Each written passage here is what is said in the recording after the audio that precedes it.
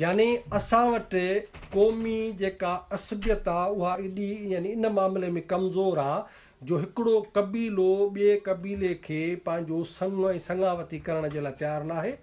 नतीजे में अगरि का छोकिरी हिकिड़े क़बीले जी ॿिए क़बीले जे छोकिरे सां वञी कोर्ट मैरिज करे थी या भॼी शादी करे थी, नतीजे में जॾहिं बि उनखे हथ था अचनि त उन्हनि खे कारोकारी करे मारियो थो वञे। बावजूदि हिन जे कारोकारी करे मारण जहिड़े इन ख़तरनाक रिज़ल्ट जे बावजूदि, इन सज़ा जे बावजूदि तव्हां ॾिसंदो त ईंदड़ ॾींहंनि ते हर जेको आहे हफ़्ते में 10 ॾींहं महीने में 15 ॾींहं ॿिए महीने तव्हांखे को न को अहिड़ो वाक़ियो अख़बार में मिलंदो त ॿिनि जोड़ो जेको आहे नौजवाननि भॼी शादी कई आहे।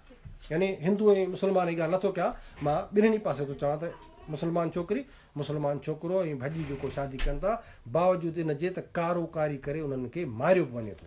केतिरा ई अहिड़ा वाक़िया आहिनि। पर हाणे उन में जॾहिं हिकिड़ो ॿियो अंसर शामिलु थियो आहे त सिंधी हिंदू जेका छोकिरी आहे उहा जेकर मज़हब मटे थी ऐं शादी करे थी, उनखे हे जबरी मज़हब तब्दील करण जी जेका कनि था, मां इन शइ सां सरासर सहमत कोन आहियां।